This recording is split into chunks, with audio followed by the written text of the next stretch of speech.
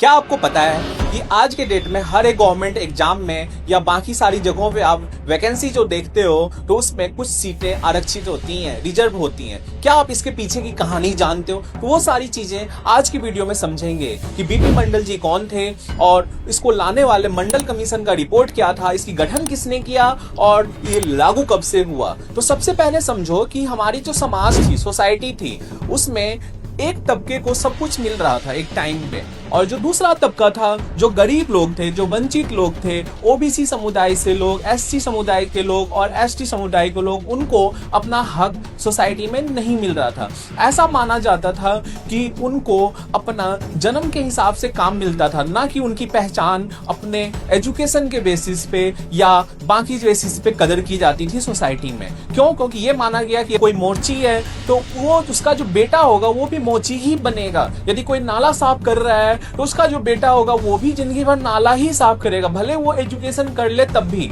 तो वो जो सोसाइटी थी वो नीचे तबके में हमेशा के लिए रहने लगी थी और एक तबका जो था वो हमारा सोसाइटी में ऊपर बढ़ते जा रहा था।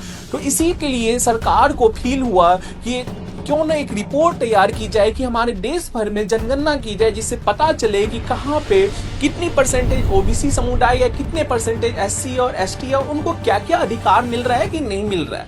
तो समझते हैं आज की वीडियो में डिटेल में। यहाँ पे तो सबसे पहले आते हैं मंडल आयोग, मंडल कमीशन रिपोर्ट क्या था। तो मंडल आयोग का पूरा नाम सामाजिक एवं शैक्षिक रूप से पिछड़ा वर्ग, यदि इंग्लिश में बात की जाए तो socially and educationally backward classes commission था इसका नाम, और इसकी गठन 1979 में भारत सरकार ने किया था। अब इसका अध्यक्ष कौन थे? इस आयोग के अध्यक्ष बीपी मंडल थे, इसीलिए इसका नाम जो है बीपी मंडल थे इस आयोग के अध्यक्ष, और इसीलिए इसे मंडल आयोग कहा जाता था। फिर इस आयोग का गठन 1979 में तो हो गया था, लेकिन इसकी रिपोर्ट आते आते 1980 तक गई, और इस रिपोर्ट में इन्होंने क्या क्या मुख्य उद्देश्य देखा कि भारत में अन्य पिछड़ा वर्ग की पहचान करना, उनकी सामाजिक, शैक्षिक और आर्थिक स्थिति का अध्ययन करना, उन्हें आगे बढ़ाने के लिए आरक्षण और अन्य उपायों की सिफारिश करना कि उनको कितना परसेंट आरक्षण दिया जाए, कैसे वो आगे बढ़े, वो सारी चीजें इसमें स्टडी की गई इस रिपोर्ट के अंदर।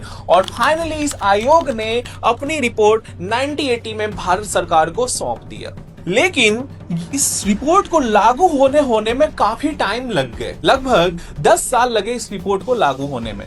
अब इस रिपोर्ट में मुख्य निष्कर्ष क्या निकला कि मुख्य निष्कर्ष ये निकला कि भारत की 52% जनसंख्या जो है वो अन्य पिछड़ा वर्ग में आती है, दैट मीन्स ओबीसी में आती है, और ओबीसी वर्ग समाज और शैक्षिक रूप से पिछड़ा है। इन्हें सरकारी सेवाओं और शिक्षा में उचित प्रतिनिधि नहीं मिल रहा है, ऐसा इस रिपोर्ट में सामने आया, जो इन्होंने रिपोर्ट गवर्नमेंट को सौंपी 1980 में।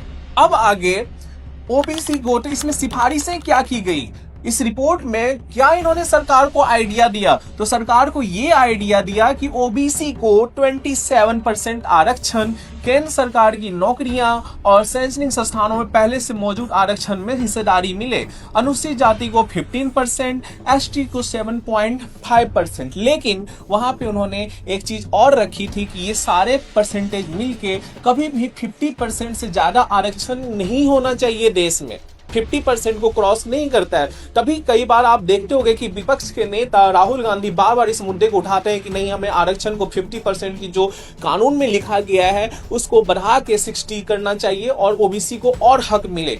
तो यही चीज है यहाँ पे, कुल आरक्षण 50% से अधिक ना हो, पिछड़े वर्गों के लिए छात्रवृत्ति हो, तकनीकी और व्यावसायिक शिक्षा हो, और उन सबको जो फाइनेंशियली अनस्टेबल है उनको आर्थिक सहायता दी जाए। ये प्रमुख सिफारिशें थी बीपी मंडल के कमीशन के रिपोर्ट में। लेकिन इस सिफारिशों को किसी भी सरकार ने लागू नहीं किया। कोलिशन गवर्नमेंट बनता है, और कोलिशन गवर्नमेंट के जो प्रधानमंत्री बने बीपी सिंह, इन्होंने इलेक्शन में लोगों से 1989 के इलेक्शन में लोगों से प्रॉमिस किया था कि यदि हमारी सरकार बनती है तो हम बीपी मंडल कमीशन के रिपोर्ट को पूरे देश भर में लागू करेंगे। और फाइनली इनकी गवर्नमेंट बनती है, और जो इन्होंने लोगों से प्रॉमिस किया था वो प्रॉमिस को फुलफिल किया, और 1990 में इनकी सरकार ने इसको मंडल कमीशन को लागू किया। तो महत्वपूर्ण डेट यहाँ पे 3 है। यहाँ पे आप समझो कि 1979 में, 1979, 1980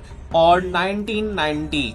1979 में कमीशन बनाया गया, सेटअप किया गया और 1980 में रिपोर्ट सबमिट की गई और 1990 में इसको लागू किया गया। तो ये 3 महत्वपूर्ण डेट हैं जो आपको ध्यान में रखना है। फिर आगे अब इस कुछ हर एक बिल जो आती है उसका कुछ ना कुछ एडवांटेज होता है, कुछ ना कुछ डिसएडवांटेज होगा। तो इस बिल का, इस कमीशन के रिपोर्ट का प्रभाव क्या पड़ा और इसमें विवाद क्या हुए। तो प्रभाव क्या पड़ा कि ओबीसी वर्ग को अब शिक्षा और नौकरी में अवसर मिलने लगा, सामाजिक न्याय को बढ़ावा मिलने लगा। लेकिन इसके विरोध में प्रदर्शन भी काफी जगह हुए। कुछ लोगों ने इसको बताया कि ये योग्यता के विरुद्ध है, भारत में राजनीतिक और सामाजिक तनाव बढ़ेगा। लेकिन ये मैटर सुप्रीम कोर्ट में गया और फाइनली सुप्रीम कोर्ट ने कह दिया कि इसमें कुछ ऐसा नहीं है, लोगों की भलाई के लिए है। तब से ये मंडल कमीशन की रिपोर्ट अपने देश भर में हर एक नौकरियों में लागू होते चली जा रही है। अब मंडल आयोग का महत्व क्या हुआ कि भारतीय राजनीति और समाज में बहुत बड़ा परिवर्तन माना गया। सामाजिक न्याय और समानता की दिशा में महत्वपूर्ण कदम और आरक्षण नीति का आधार मजबूत हुआ और इससे जो सोसाइटी के अंदर 50% की जनसंख्या जो ओबीसी की थी उनको भी अपना अधिकार मिलना शुरू हुआ। उम्मीद करता हूं कि आपको इस वीडियो में सारी कुछ डिटेल में समझ में आई होगी। ऐसे एक इंपॉर्टेंट टॉपिक पे मैं आपसे अगले वीडियो में रूबरू होऊंगा। तब तक के लिए thank you and have a nice day.